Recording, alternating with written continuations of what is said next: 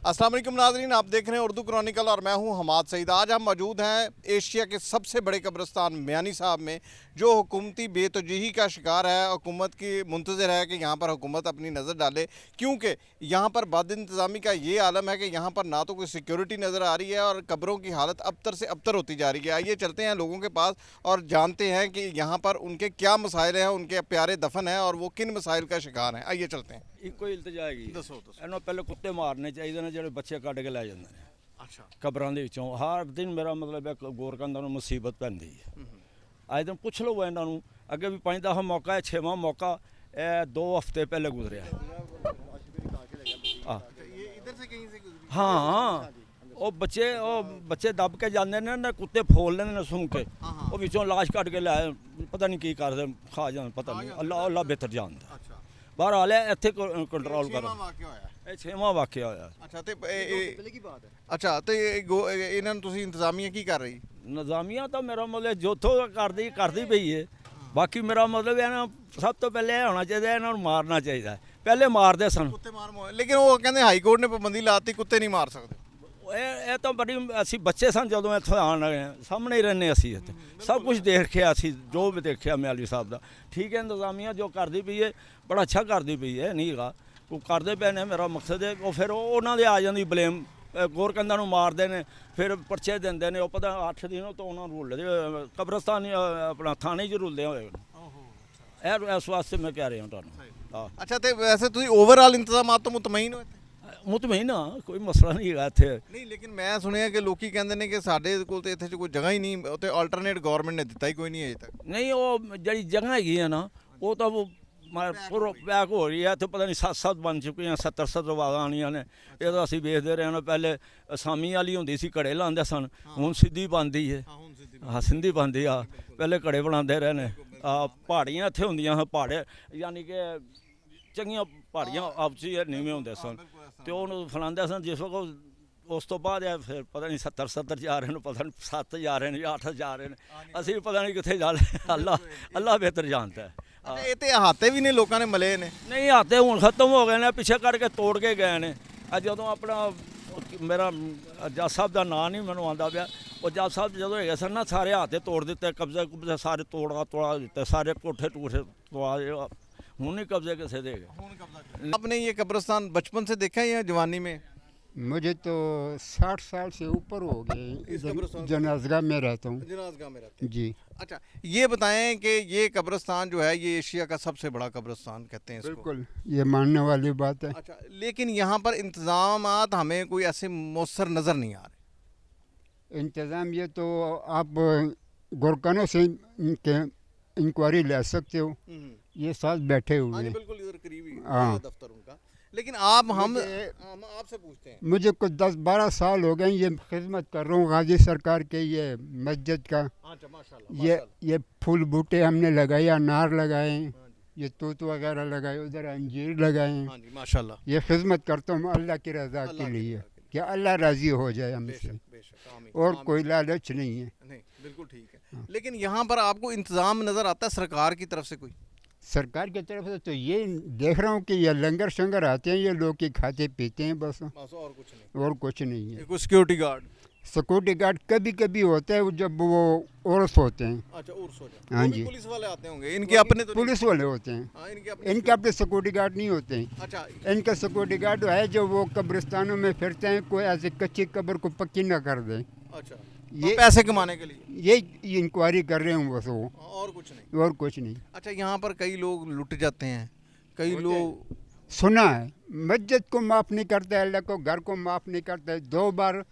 2 बार हमारे मौजूदगी में 2 बार ताले तोड़े हैं।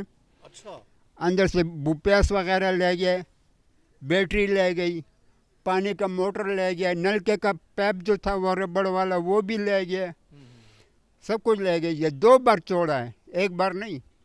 और 2 बार इधर गाजी सरकार का ताले तोड़े हैं। हाँ, वो भी सुना। वो ऊपर से आए हैं। अच्छा, वहाँ से भी बैटरी ले गए। ये अल्लाह को घर को माफ़ नहीं करते तो ये कैसे मुसलमानी है? तो आप क्या कहेंगे, आप हुकूमत से कोई अपील नहीं करते? नहीं जी, हमें क्या अपील करने का तो इंतज़ामिया का काम है। कि वो पढ़े, मैं तो अनपढ़ आदमी हूँ। बहुत शुक्रिया जी, बड़ी मेहरबानी। अस्सलाम वालेकुम जी। ये मियानी साहब कब्रिस्तान पाकिस्तान बनने से बहुत पहले का बात, लेकिन यहाँ पर हमने देखा है कि कब्रों की हालत जो है ना अबतर होती जा रही है। इसको कोई यानी कि तसल्ली बख्श काम नहीं हो रहा है। यहाँ पे एक एक जगह पे 3-3 मुर्दे दफन है, कोई इंतजामिया नज़र नहीं है। क्या कहते हैं आप? नहीं, मगर वो तो हदीस के रूह से ये कहा गया है कि जो भी अपना लोग अपना हो जाएंगे, मर जाएंगे या शहीद हो जाएंगे, तो एक एक कब्र से 72 मुर्दे उठेंगे। बिल्कुल ऐसे जो हदीस की रूह से गया है। अब अगर उस चीज़ को देखा जाए तो वो चीज़ ठीक है। बाकी जो मामला है, सड़कें ठीक होनी चाहिए, सिविल ठीक होना चाहिए, और कब्रों की हालत बेहतर होनी चाहिए, पानी की निकासी होनी चाहिए, मस्जिद अच्छी बननी चाहिए। जो लोग हैं यहाँ पे आके ज़रा अपना थोड़ा सा अपने चीज़ों को मिलने के लिए आते हैं, उनके लिए मगफरत करते हैं आगे, और एक अच्छी चीज़ उनको मिल जाए यहाँ पे। अच्छा, यहाँ पर हमने ये देखा है कि कब्रों के निशान तो चले वक्त के साथ साथ मिट जाते हैं, लेकिन ये कि कोई कब्र 10 फीट ऊंची चली गई है, कोई 6 फीट नीचे चली गई हुई है, ये कोई प्रॉपर तरीका नहीं है। जो देखें, कुरान हदीस के रूह से कहा गया है ना कि कब्र कच्ची होनी चाहिए, कब्र कच्ची होनी चाहिए। ठीक है, अब लोग जो है ना वो अब बना देते हैं। अब ये उनका मतलब वही बेहतर जान सकते हैं। ये जो हमें जो हमारे बड़ों ने कहा गया वो यही कहा गया है कि कब्रें कच्ची बनाएं आप। तो इंतज़ामिया क्या कर रही? इंतज़ामिया ने कुछ भी नहीं करना, इंतज़ामिया ने क्या करना है। ये कब्रिस्तान जो है मियानी साहब, ये एशिया का सबसे बड़ा कब्रिस्तान है और बहुत पुराना कब्रिस्तान है। हालत इसकी इंतहाई अबतर। बस ऐसे ही है, फिर जो अफसरों की बात है तो ऐसे ही करते हैं। अच्छा, ये यहाँ पर एक एक जगह पे 5-5, 3-3, 4-4 कब्रें और 2-2, 3-3 मुर्दे एक ही जगह पे दफन कर दिए जाते हैं, तो कोई पूछने वाला नहीं है। नहीं जी, ये तो ज़ूर पाक का भी फरमान है, 70 तो 72 होने ही। नहीं, वो अपनी जगह पे, लेकिन एक मिसाल के तौर पे यहाँ पर 2 दिन या 2 माह कोई नहीं आया, उसकी कब्र ही गायब। नहीं, ऐसे नहीं होते, हाँ। ऐसे नहीं करते। ये जो किसकी कब्र होती है ना वही जाता है उधर, उसका कोई फौत हो तो वो कोई भेजते हैं, उसको भेजते हैं। हाँ। अच्छा, ये कोई कब्रें आपने देखा ये बहुत ऊंची कब्र है, कई कब्रें बिल्कुल नीचे हैं। बस वो कितनी किसी के गुंजाइश है उतना ही करना है ना। अच्छा, दूसरा ये यहाँ पे सुना है कुत्ते और दीगर जानवर, कुत्ते बहुत है, जानवर बहुत है। कोई सिक्योरिटी का बंदोबस्त? हाँ, कोई बंदोबस्त नहीं, कुत्ते का कोई बंदोबस्त नहीं। कुत्तों का तो DCO का काम है, कारपोरेशन का काम है मारना। अच्छा, नशई यहाँ पर सुना बहुत ज़्यादा? बस सही है ऐसी, अब मेरा ख्याल है कम ही है। कम है। हाँ, अच्छा, पहले फ़र्क पड़ा है। बड़ा फर्क पड़ गया। बड़ा फर्क हाँ। पड़ा। तो आप क्या समझते हैं कि मज़ीद बेहतरी के लिए क्या करना चाहिए? ये जो बात ठीक है, सिक्योरिटी वाले हैं जो ये दफ्तर वाले हैं अच्छा काम कर रहे हैं, माड़ा नहीं करते ये बेचारे। कितने जोगे हैं उतने ही करते हैं, आगे तो बड़े अफसर का काम है ना कंट्रोल करना।